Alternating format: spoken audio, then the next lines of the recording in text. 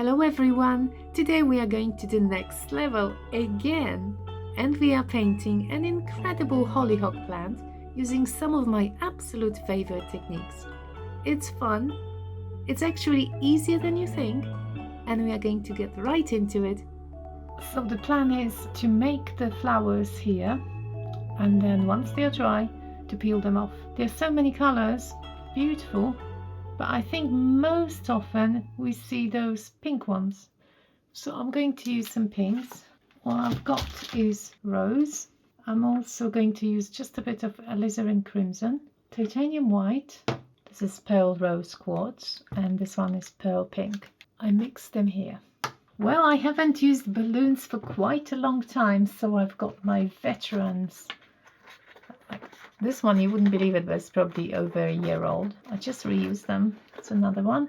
And this one is also old, but a bit cleaner. I'll show you the consistency of my paints. Can you see how smoothly it runs down? Creating a very, very little build-up that disappears straight away. So what's in it?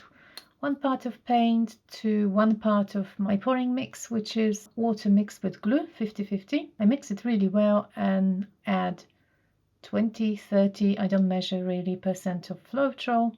And if it's too thick, I spray in some more water, just a bit. Okay, so I'll start with a bit of white.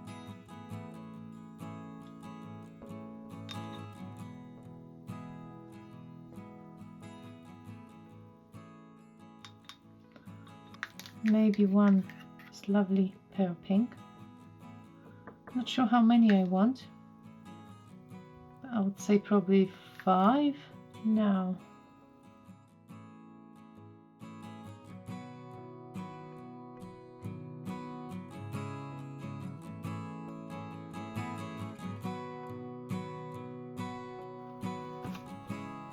This might be too big.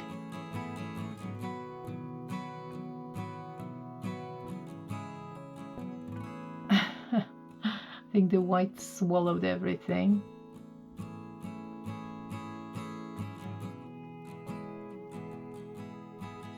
Oh, well, that's pretty. I'll just dip it again. That's quite nice, but I'm a bit worried that it'll be too thin.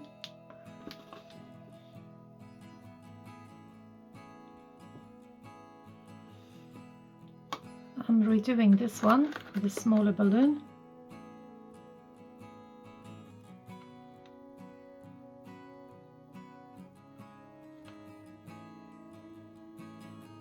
That's better. Quite like these colors, the lighter ones.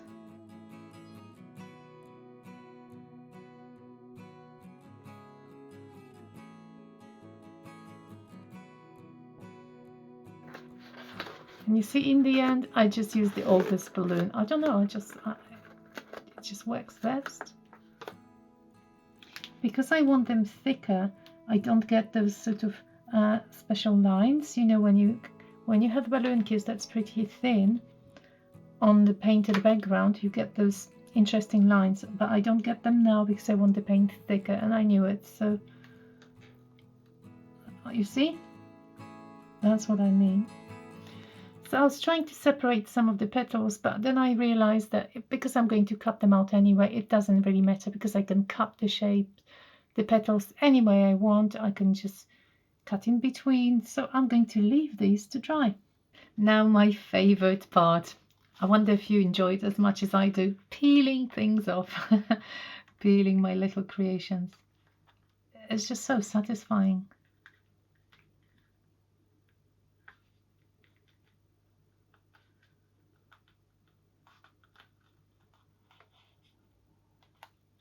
And once I've got them, I'm going to trim the petals a bit.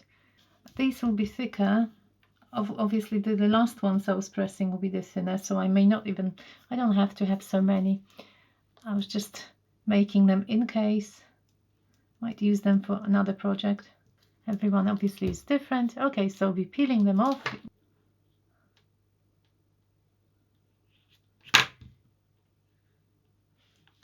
pretty quick.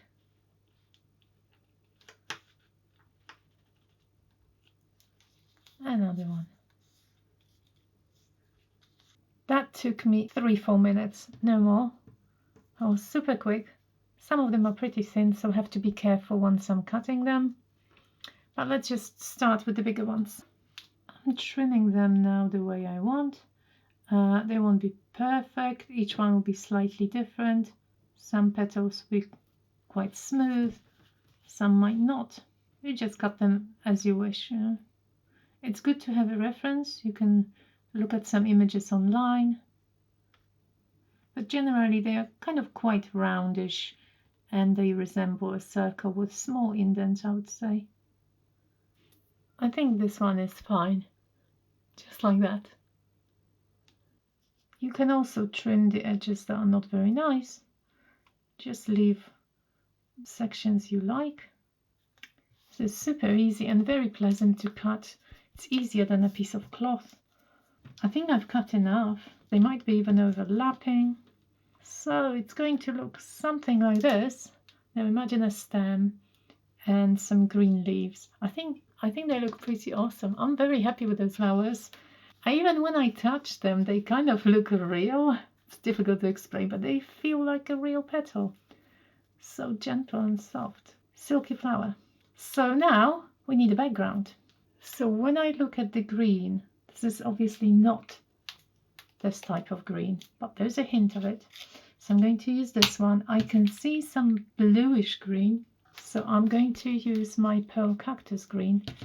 You can add blue when you're mixing, and I'm going to add just a touch of one or both browns. So we've got burnt sienna, burnt umber. See which one will look better. At the moment I've got this, and I added some white. As you can see, it's not as dark as these. So we've got this green, pearl cactus green, pale green. How can this be pale? It's not pale. It's most vibrant green ever. This one, a bit of burnt sienna and titanium white. And I'm going to change to have half this color and half darker or lighter. So I'm toning down the hues, tinting them a bit with white. I'm going to use this canvas for today. It's 50 centimeters by 20.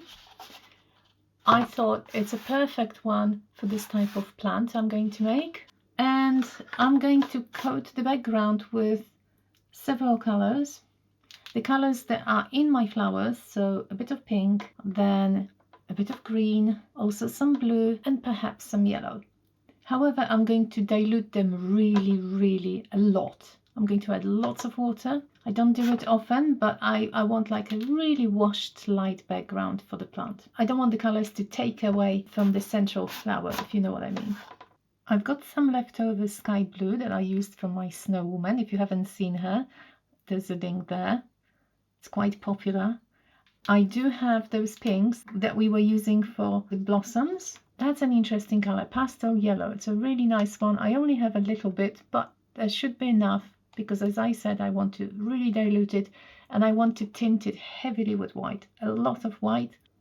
That's what I'm going to use now. Those pastel colors, but I'm still adding white. I only made a similar background once. It was slightly different colors, but the same technique. It was a long time ago, probably a year ago, when I was making a background for my butterflies. If you haven't seen it, I'll include a link as well. Now I'm adding water generously. There's no build-up, just runs like water basically. That's not my normal mix for pouring. So I'm spreading just a little bit of white in the background, very thin layer. I'm doing it so that the other colors will glide easily on top of it.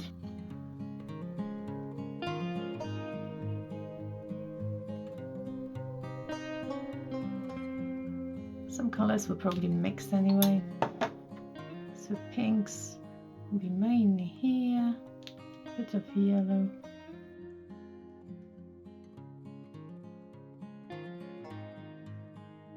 Let's take a hairdryer and see what kind of mess I can make now. I don't have the right nozzle at the moment, but we'll see what we can do.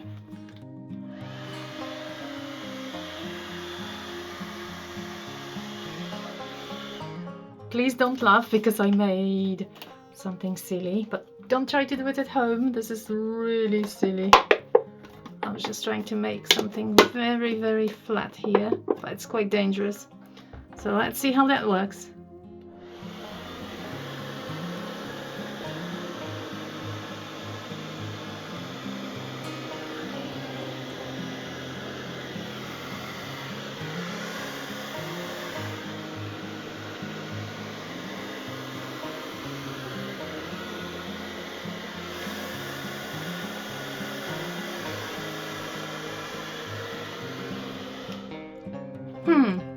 Okay, so I can see quite like this part, definitely like it.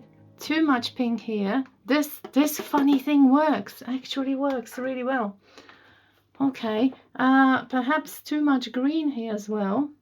We are going to add a bit more blue here, definitely to break this. Maybe some blue here as well. It's fun. It's actually fun. It's like a crazy thin Dutch pour.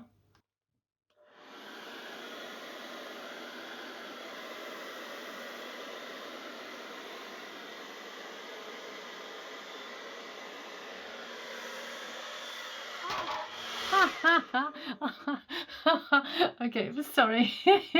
That was funny, but it does look good. Okay, let me just fix this silly thing.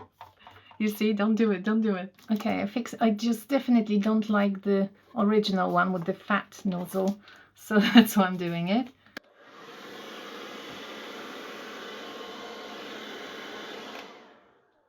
The very next day, the background is completely dry. I've got those pastels. I was hoping that will look a bit like the sky and some of the same colors as I used in the flowers. Now the last thing are the leaves. So I went online and looked at the leaves, and they look something like this, quite roundish, and I found something very similar. Obviously I don't have these plants growing in winter, but I found just some random plants in the garden, and they look so similar. If you've watched my tutorials for quite some time, you know that I love printing, and I love printing with plants. I still got the color that I used for the background, and let's start printing. I think I'm going to make a couple of lighter ones first, using just white and my green. So you can see I'm coating the whole leaf. When you print on a dry background, the best thing is that if you don't like it, you can wipe it off. I think it's a huge bonus.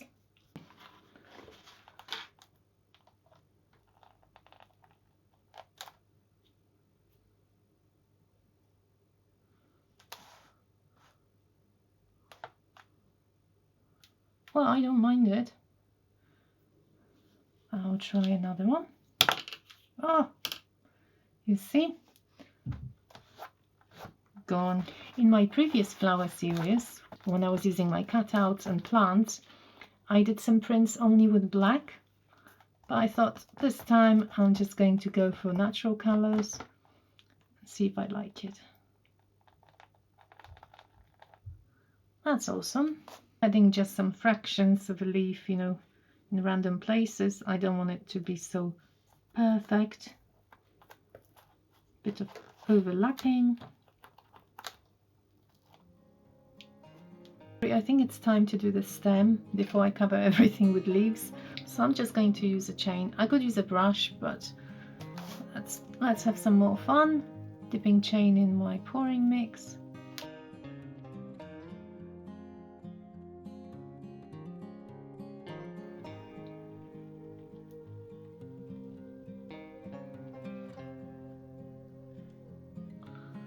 Maybe up to here, pretty straight. I did want it a bit bent at the end, just a little bit. If you use a brush just in the middle, you will have a lighter section in the middle. Also, most of my stem is going to be covered with blossoms anyway. Now time for the darkest leaves. The darkest leaves will be the same color as the stem. They are going to be in the foreground. This one is a bit damaged, but it will probably look more authentic. Somewhere here. Well enough.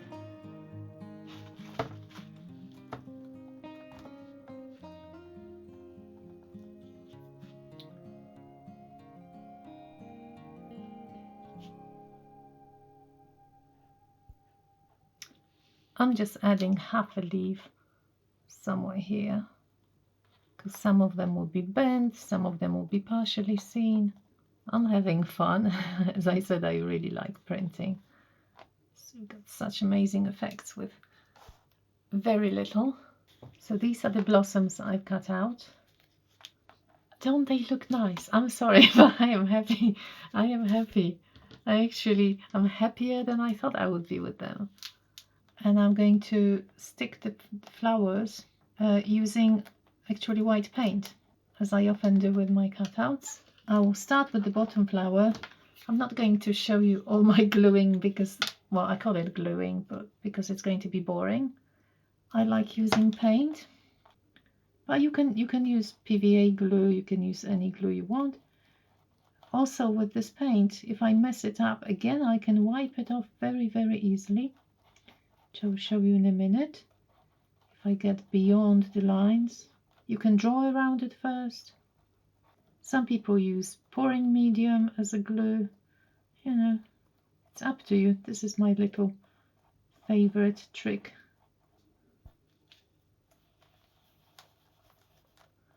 And now this part.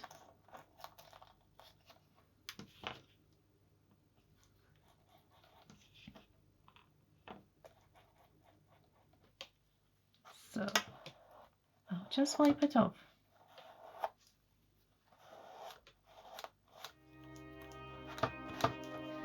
One done. A few more to go.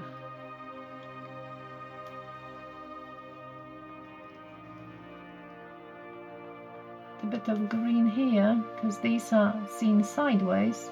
I'm not even using a brush, I'm using the end of a brush.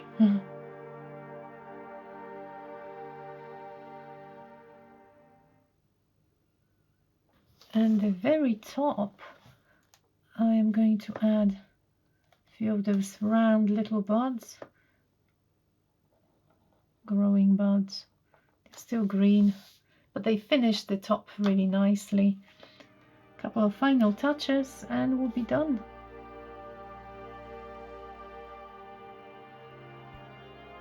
A bit of darker and a bit of lighter.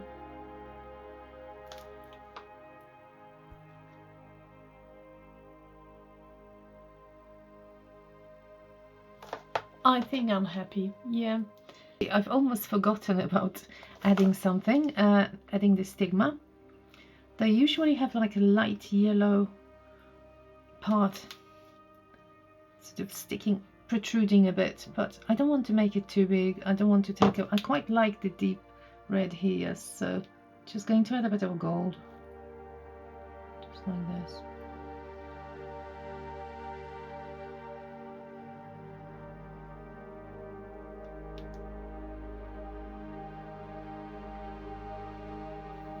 I think it will look nice if we add just a little bit of a shadow under some of the petals. This is a bit of black and pink, heavily diluted with water. Not much, but just to create a bit of a more of a contrast.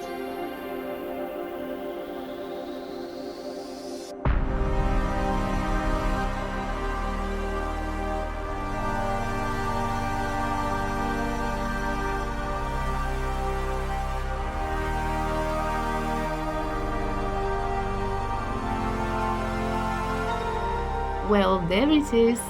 I have so much fun with these longer canvases and I am incredibly proud and satisfied of the result. Now I want to hear what you think. Let me know which one of my next level flowers is your favorite. Let me know by dropping a comment below the video, and if you haven't yet, consider subscribing. I have a new video every Saturday. Thank you so much for watching. Bye bye!